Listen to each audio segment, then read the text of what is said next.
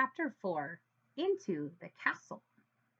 "Oh, brother," muttered Jack. He threw his stuff into his pack and moved toward the drawbridge. He hoped no one would see him. It was getting darker. When Jack got to the bridge, he started across. The wooden planks creaked under his feet. He peered over the edge of the bridge. Are there any crocodiles in the moat? He wondered. He couldn't tell. "Halt!" someone shouted. A guard on top of the castle wall was looking down. Jack dashed across the bridge. He ran through the castle gate and into the courtyard. He heard the sounds of music, shouting, and laughter. Jack hurried to a dark corner and crouched down. He shivered as he looked for Annie. Torches lit the high wall around the courtyard. The courtyard was nearly empty. Two boys led horses that clopped over the gray cobblestones. One of them was the knight's black horse. Psst, Jack! Jack peered into the darkness. There was Annie. She was hiding behind a well in the center of the courtyard. She waved at him. Jack waved back. He waited until the boys and horses disappeared inside the stable. Then he dashed to the well. "I'm going to find the music," whispered Annie. "Are you coming?" "Okay," Jack said with a sigh.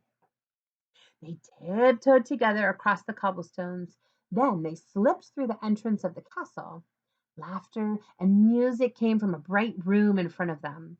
They stood at the doorway and peeked in. "The feast in the great hall," whispered Jack. He held his breath as he stared in awe. A giant fireplace blazed at one end of the noisy room. Antlers and rugs hung on the stone walls. Flowers covered the floor. People in bright clothes and funny hats strolled among the crowd.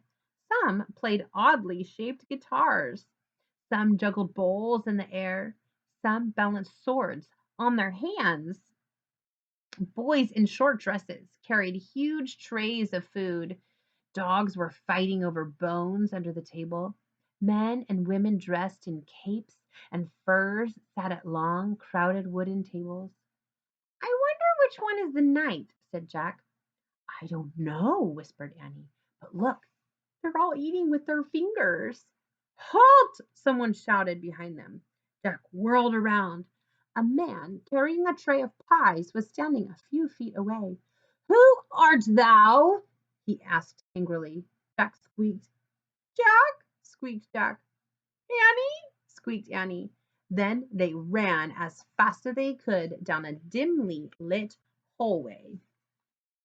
So there they're running, and if you can see, here's one of the boys that works, and there's one of those kind of dresses. They have like tights on. Very different clothes.